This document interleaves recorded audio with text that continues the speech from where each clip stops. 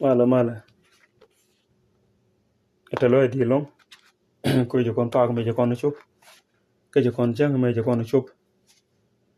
eh gwa me to kon ke te kon je kon chup ko te rewde ke leten niam changen de kon ling sunday jen changen de kon ling an cha bang je ke je kan kon niam be kon ko bu kon la te loj la te kon le bin gwadin ten ke la ko re tag na me man tag na woten wu niam ten ke ri ru te bene ga la te kwa ko bi yedu be de ke la ko boko bos ke che di ko dit amen wame changen joji ilin kone sunday chi men je kon jeng no wen ki chi men je kon ling no wen wame sunday che ta ni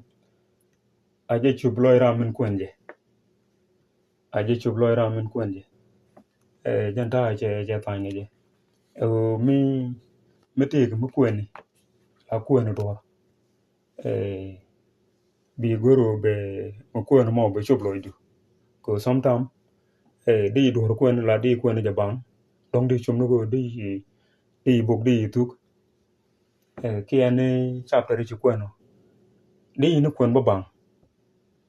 di kwen la di le la kene je la chi man dong di do ket chi di la kwen je long sometime dong ke do lo du kan men di kwen ko da chup lo du gwa me cha kon jogu a je chup lo ra men kwen je o mu kwen do goro bi te chop lo mi kwen do gwa me te ga me cha lat ke jan sunday gwa me awa neten gwar ten dong de kon la ro chiran te ga nech gor go medit ke tawa la kwen kan bible bo do no tele ga chop lo tele ga chop lo kwen kan bible kwen kan ko tele ga chop lo chiran man kwen bo lo mu je ke min modong mu je ke lon modong en man kwen so toto no mo chora la rana guju en bible mede lo de la mede ger la chup na no go de mela meaning de men cha gor ke ka roi ko ka bible le la ba ten lo te ga meaning modong te ga meaning modong kina chum no go en bible chaw cha la chere ga kang chaw bible la chere ta ga kang mi ku da kang la di ku mi chi ku kang ki me la kona ne ko kata me wal mi cha kang mi cha ku te kang tin te gul te jus te gul wa mi ku da kang ba ku ka jo gor ko mon jo gor mo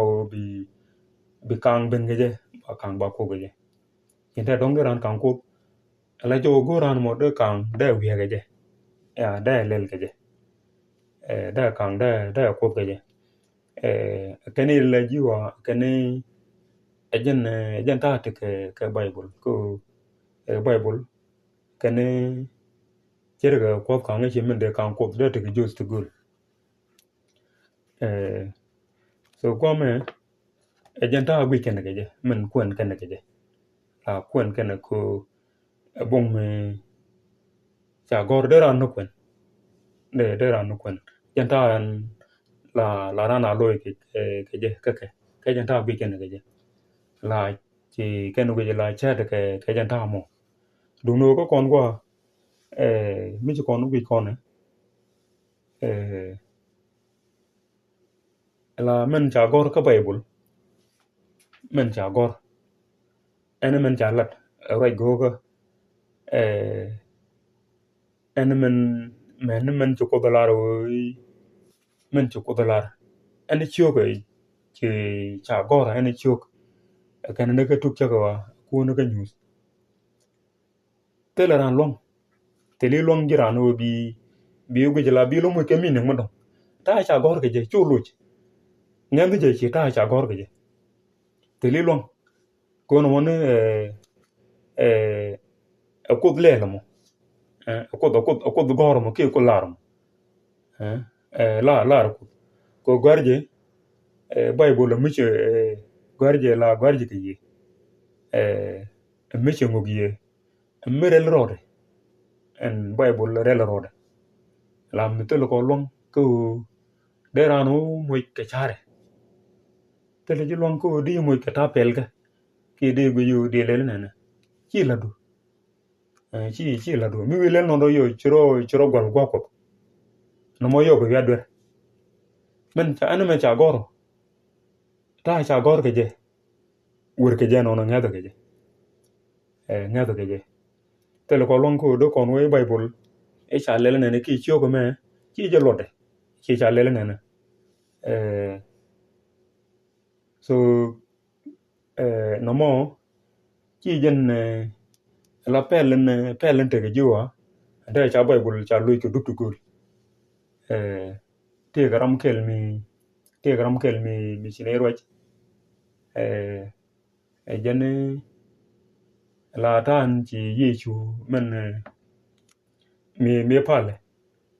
ko juga ma pale mo wadin wiliere maka no mo poinde kamen cha lar ko Bible ra mo jene chi jen la che mo ke lor dom jene chi jen la che mo ke min men nan long no men nan long mi chi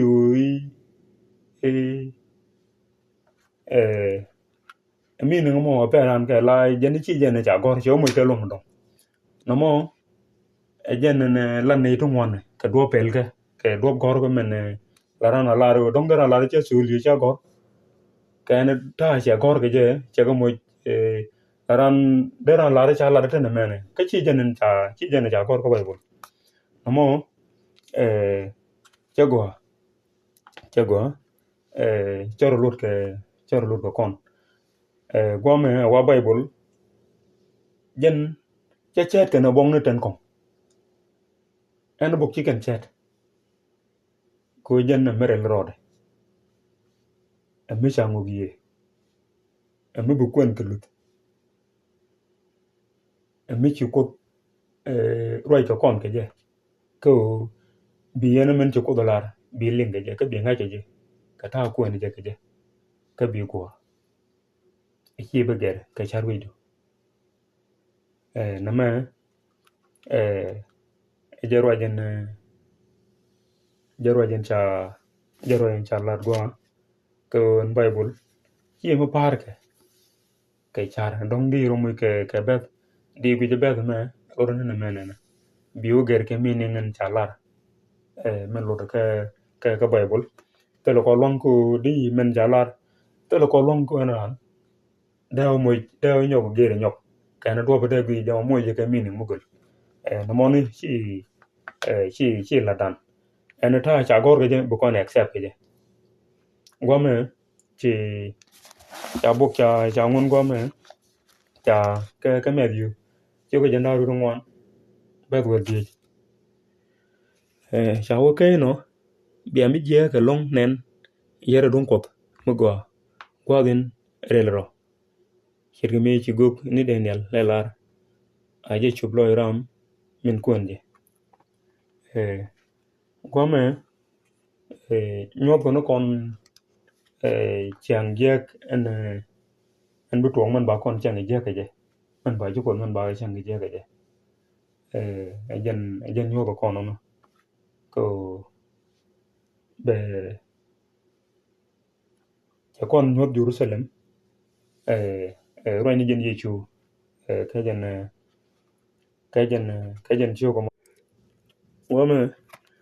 teke be kon yo kun ke nyut sho kel bel dok poda karami kwen ruaine go ke titi ka poda ke ne tin chikeling ka men cha gorten ko chi gwatyak ngwame roji go along na me ti ba kono la ruaine go ka chwang lungo bu kon ko kwen la mi chi kon ko kwen wen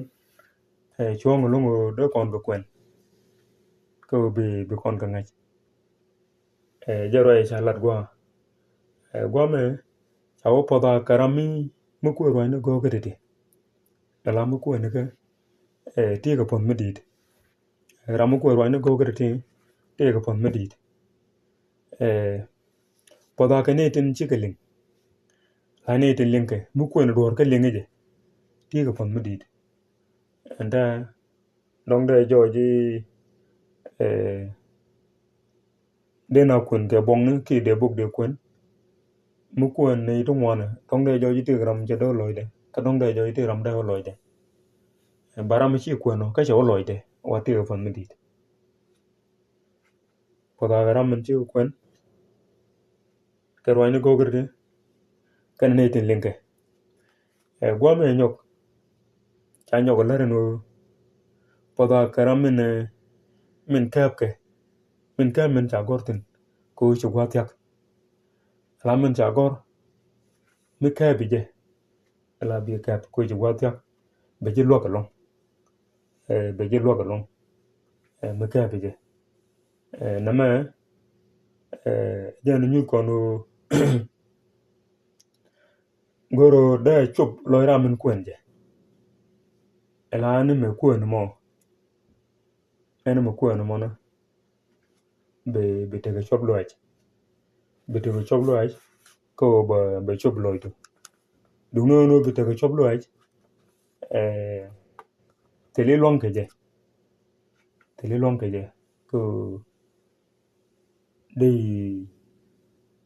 duar lat de kwen ka dong de chungol lo itu man te ga long kwen ko nel ko mi chi yede mi chi te la chi yede beredu bete kel de man kwen be chop lo itu mi luor ko rodanje la luor ko rodanje ko bi kora kame la brotop bi ko loy dan bi men kon bu kon ling mi to kon ko nok ko nok la boy loy kon to kon ko nok ko ngai kono chi ko cha kon nok bi kon nok mi te dan mi te ko nok bi men kon bi kon ling be wore dan ko telum bi le peno wore jamo telum bi le peno ling kon mi joje u chi kora kame ka re loy dan la wo to kon ko nok bi kon men kon bi ye ko ba kon jaga ja ba kon ling ko no kon mi no go dor ka chi ko te be je kam yede be mo gor mo be kam ko bi ling no mo bi men kon ba ko te ke job loj roje mo jenen chalat kon ka chang ma ka jenen goro do kon ling gwa me tiam no kon la en kut en men cha lar ke men cha gor ka bible be kon ngene je hima o be kon wi ke ga do mo dong ko be kon mo ke meaning mo dong be kon ngat en men cha gor be kon ngat ke en ta cha gor ke je ka be kon ko te ko be yer ba kam kon bi men kon be kon te ke shop loj be kon te ke shop loj ke bu kon goro poten chalaro anu de jek aram ku en roine goka kan ram de ke ling karam de ke karam kapke ku ci gwatyak bu kon goro ba janan bu kon lat mo bu kon lat ku ci gwatyak tele tam do kon lat te gwam ngot cha tem kon gwam e ci gwatyak bu kon te ke choblo ay kan mo kon kon mo ku ci mo ci lo de te de men de kon ling da chong wo mo na palna ci lo te kon del gan pin wadin ko ci yo ke min de torre ci kel ne ko del gan pin te na kel ke ne de begelin ko bi yedu bi kam ne ko dial ko bure loida kwara be men bene len ko be ne gelin ka berkel ke rirto ko den ko bi ko mo ko shop loide ka bu ko bos renin dial ton moton wo nyam berkel ke ne no ko den ko be ne gelin ka londo te na kel ko dial mo do nyam do on bos ko ci di ko mi dit amen